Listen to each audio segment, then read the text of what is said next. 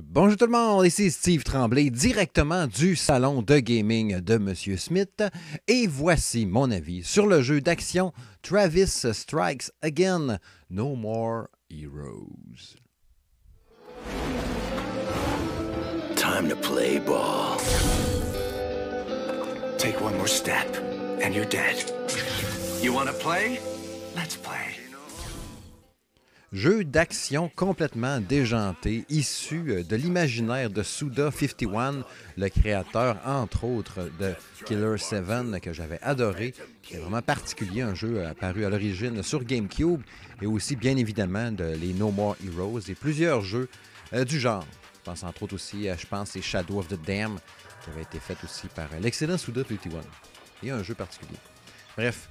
Qu'est-ce que c'est que ce nouveau Travis Strikes Again No More Heroes? C'est une exclusivité Nintendo Switch, donc développée par, évidemment, grâce Hopper Games, dans laquelle on va se retrouver aux commandes, vous l'aurez deviné, de Travis Touchdown et puis de Badman. En fait, le bonhomme de Badman, qui était, je pense, le méchant dans le deuxième No More Heroes, il revient déranger Travis dans sa petite roulotte tranquille où il vivait avec son chat, en quête de vengeance, bien évidemment. Mais ils vont devoir unir leurs forces pour ultimement sauver la fille de Batman.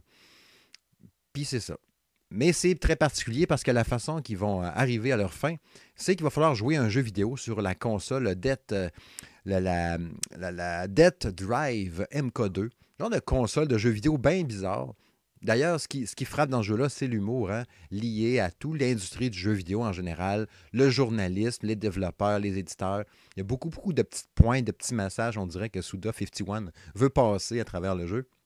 Mais bref, les joueurs, le personnage donc principal, Travis Touchdown, puis si on joue à deux avec Batman, va devoir donc parcourir les jeux de la console je vais m'en rappeler à un moment donné, la Death Drive MK2, avec 6 boules. Okay? Tu as 6, ils appellent ça des dead balls, que tu vas ramasser à travers des scénarios dans le jeu. Okay? Principalement, la base, le squelette de ce jeu-là, c'est ça.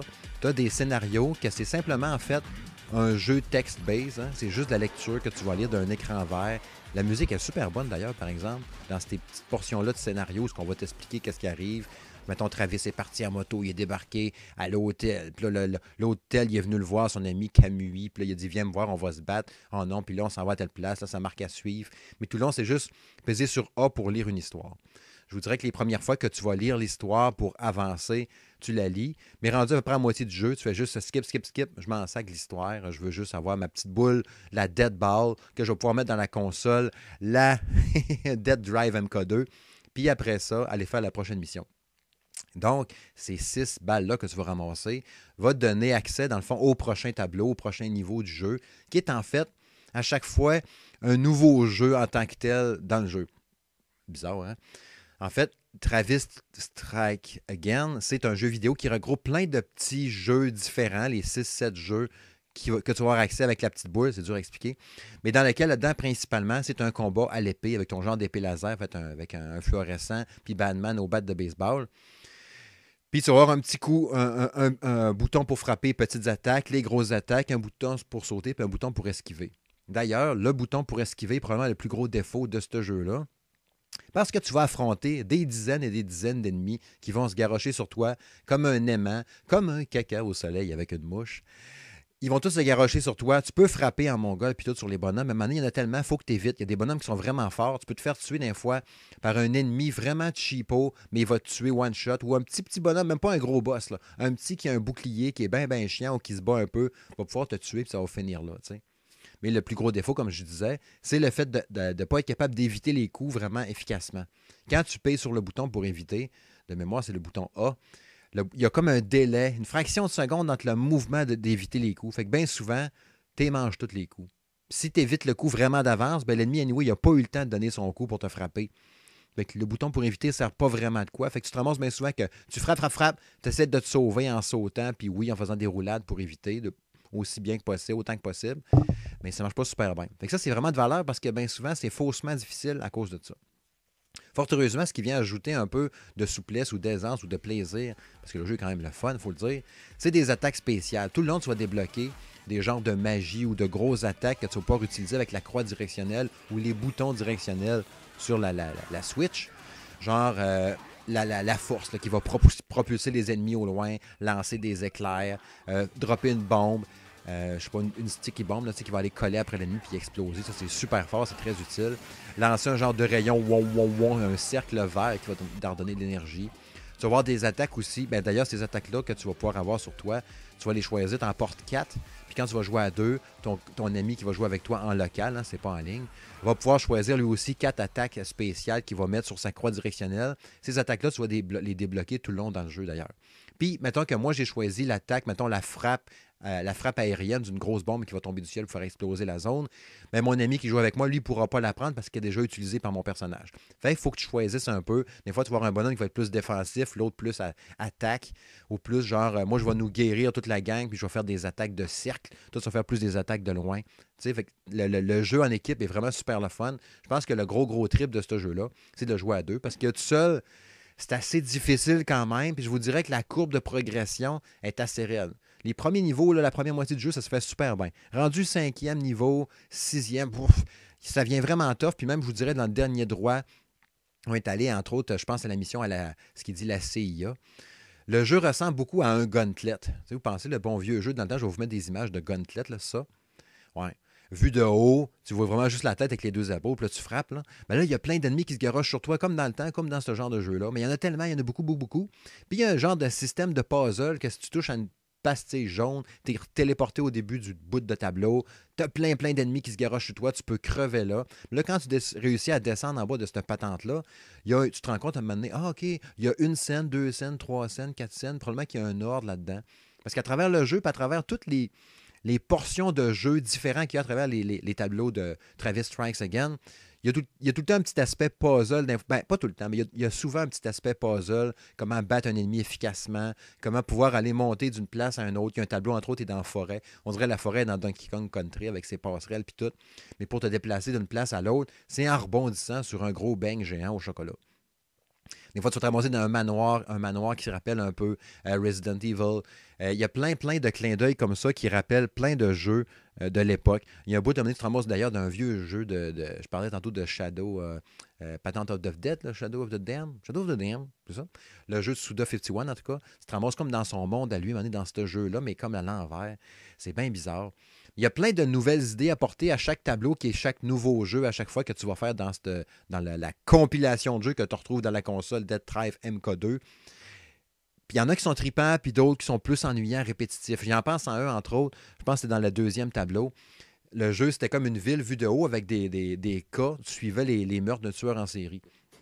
Tu as une grosse map qui apparaît, puis là, ça te dit, OK, faut que tu déplaces des grosses pastilles qui vont te permettre de tourner à gauche ou à droite la ville, qui va t'amener éventuellement à rentrer dans la maison du tueur ou ce qu'il a fait de son meurtre. On va t'expliquer c'est quoi, puis tout. Mais la vue de la caméra est super loin, très éloignée. Tu vois quasiment pas. Tu vois juste un petit bonhomme. Même dans la télé, là. Si tu joues dans Switch, c'est encore plus petit. Mais dans la télé, c'est petit quand même. C'est vraiment pas évident. Ça vient pas scraper le fun, mais c'est, je pense, un peu too much sur la petitesse de l'écran. T'sais. Je pense, entre autres, aussi, il y a un moment donné, dans le jeu, tu vas faire des courses de véhicules. Il y a 5 courses à faire en ligne droite, comme dans Rapide et Dangereux, là, juste du point A au point B en ligne droite. Mais il faut que tu shifts, il faut que tu changes tes vitesses en maintenant une touche, je pense que c'est R, si je me souviens bien. Non, c'est L, bouton L, puis avec le stick gauche, tu vas changer les vitesses au bon moment, au bon timing, puis tout. Mais les choses des vitesses, je le sais, je veux des lunettes, là. Mais je les vaux pas super bien. Je sais que c'est le 1, 2, 3, 4, 5, 6 pour changer de vitesse, maintenant. Mais c'est tout petit à l'écran. Fait que tu te rapproches un peu pour être capable de bien voir. Il y a comme des trucs un peu mal optimisés, un peu quand même, qui viennent comme rendre le jeu, comme je disais tantôt, faussement difficile. Tu sais, ajoute à ça la difficulté croissante ou inégale. Tu as des combats de boss qui sont super trippants, mais assez difficiles. Je pense justement au motard, le gars qui chauffait le taux de course, comme on peut dire, qui est assez dur à battre, mais un coup que tu as pogné le pattern, il est vraiment trippant. Le boss du tableau d'après, vraiment cool aussi. Mais en même temps, c'est tellement on te garage d'un tableau, un genre de jeu, OK, tu l'as fini, on te sort de là. On te garage un autre genre de jeu, puis tout. C'est déstabilisant, c'est bien bizarre, c'est bien fucké. Mais c'est le fun en même temps. Faut que tu embarques ou non dans l'univers déjanté de ce Travis Strikes Again, No More Heroes, qui est très particulier. La musique est bonne, le rendu visuel très, très inégal, mais tu n'as jamais de moment de dire « Wow, c'est donc bien fait, c'est vraiment beau ». Tu sais, tu as un beau, tu as une cinématique au début justement de la deuxième ou troisième mission, la fête du tueur en série. C'est des vraies images tournées avec des vrais acteurs dans une maison, puis tout, qui te garochent de même. Des fois, tu as des belles cinématiques quand même assez stylées. Il y en a une vers la fin qui rappelle un peu Devil May Cry, qui est super belle et vraiment, vraiment belle. Là, tu te dis, crime, je vais-tu avoir accès au jeu comme ça, en vue troisième personne, full beau, puis tout. Ben non, on te ramène dans ton style, vue de haut isométrique, un peu laid du jeu. Mais bon. Le jeu tourne quand même super bien, il marche bien, j'ai pas ressenti de bug. Il y a eu une mise à jour d'ailleurs qui a été lancée cette semaine qui apporte un mode New Game Plus, puis ils ont peaufiné quelques pépins ici et là. Mais tu sais, déjà là, le jeu tournait quand même super bien, puis c'était déjà quand même super le fun. On sent quand même dedans qu'il y a beaucoup d'amour pour le jeu vidéo.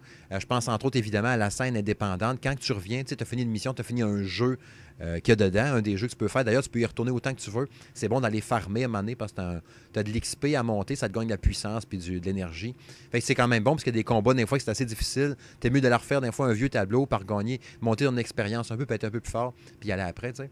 Mais quand tu reviens à ta caravane, qui est comme ton hub central, tu peux aller lire différentes patentes, des jokes, des affaires de même, tout en français d'ailleurs, sur le jeu vidéo en général, que Suda il a écrit des petits textes pour amener un peu à l'histoire de Travis, qui est super intéressante quand même à lire, c'est vraiment le fun, avec des images comme dans les vieux magazines des années 90. Mais tu peux aller aussi acheter des t-shirts, il y en a 30, 40, il y en a vraiment plusieurs, puis il y en a qui vont être lancés au fil du temps aussi, parce qu'il y a 2 ajouts téléchargeables qui vont paraître dans les mois à venir. Je pense que c'est février puis avril, avec 2 personnages féminins puis des trucs comme ça qui vont être ajoutés. Mais tous ces t-shirts-là que tu peux t'acheter dans le jeu puis mettre sur ton bonhomme, autant sur Travis que sur Batman, c'est des gaminés, n'est-ce pas, tirés de jeux indépendants. Fait que tu as genre le t-shirt de The Messenger, de Golf Story, de Hollow Knight, Just Shape and Beat, un paquet de jeux comme ça. Fait que c'est super cool. Je trouve ça vraiment le fun. Puis c'est un beau clin d'œil à tous ces éditeurs-là, ces développeurs-là plutôt indépendants. Bref, j'ai aimé mon expérience. C'est pas super trippant non plus. Les critiques, OK, les premiers avis qui ont sorti, puis tout, c'était très mitigé. Hein. C'est soit tu trippes au bout ou t'es bien déçu. Puis moi, je trippe pas au bout. Je trouve que, tu sais, 50, 60$, c'est cher pour l'avoir. Tu achètes en physique, tu as le contenu téléchargeable qui va paraître, va tout être dessus. Fait que ça, c'est vraiment le fun. Ça ajoute beaucoup au jeu quand même. Mais je sens l'amour, je sens le désir de dire on va livrer un jeu vraiment cool, vraiment trippant, vraiment déjanté. Embarquez avec moi dans mon trip bizarroïde que je vous offre. Puis si vous embarquez dedans, je vous promets que vous allez avoir du fun. Mais j'ai embarqué dedans. Il y a des niveaux qui sont super cool, vraiment beaux, style discothèque puis tout. Mais je suis pas... Tu sais, je pense pas que, mettons, mais que, genre, dans 2 mois, je vais faire, je vais la relancer, voir la refaire au complet. Je vais me relancer dedans. Je vais le faire si je joue à 2. Fait que je vous dirais, si vous avez vraiment un ennemi sûr qui va jouer avec vous à Travis Strikes Again, No More Heroes, go achetez-les sans réfléchir. Ça va être trippant, vous allez avoir du fun. Mais si vous pensez juste y jouer tout seul, tout le temps, peut-être attendre une baisse de prix à ce moment-là. À moins que vous soyez à fond, vous ne tripez pas au bout sur le look, le style, puis tout. Puis le fait du combat à l'épée trippant un peu, puis tout, un peu rapide. OK, essayez-les, foncez là-dessus, mais peut-être à rabais à ce moment-là. Bref, vous sentez, n'est-ce pas, que je suis un peu partagé. Je lui donne tout de même la note de 7 sur 10.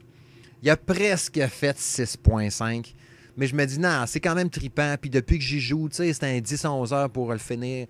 Puis j'y joue comme sans arrêt. J'ai tout le temps le goût d'y retourner quand même, puis d'aller voir ce qui va arriver après ça. Si je vais-tu débloquer quelque chose de génial. Puis tu sais, le fait que tu peux retourner des tableaux, découvrir d'autres patentes que tu n'avais pas vues, tu sais, des powers spéciaux, de l'argent, trouver tous les guichets à ramen qui sont cachés dans les niveaux, les toilettes, parce que tu vas sauvegarder tes parties en allant à bol. Il baisse vraiment ses culottes, je vois pas sa bistouflette, mais il s'assit quand même à la toilette pour aller faire ses besoins puis sauvegarder comme ça. Et tous les clins d'œil, puis les petits trucs cachés, les petits easter eggs, puis il y a des passages cachés aussi dans des niveaux, des fois, que tu vas découvrir. Ça, c'est cool aussi, c'est très satisfaisant, fait qu'il y a une bonne rejouabilité quand même. Bref, 7 sur 10 pour Travis Strikes Again, No More Heroes. Merci tout le monde. Bye bye.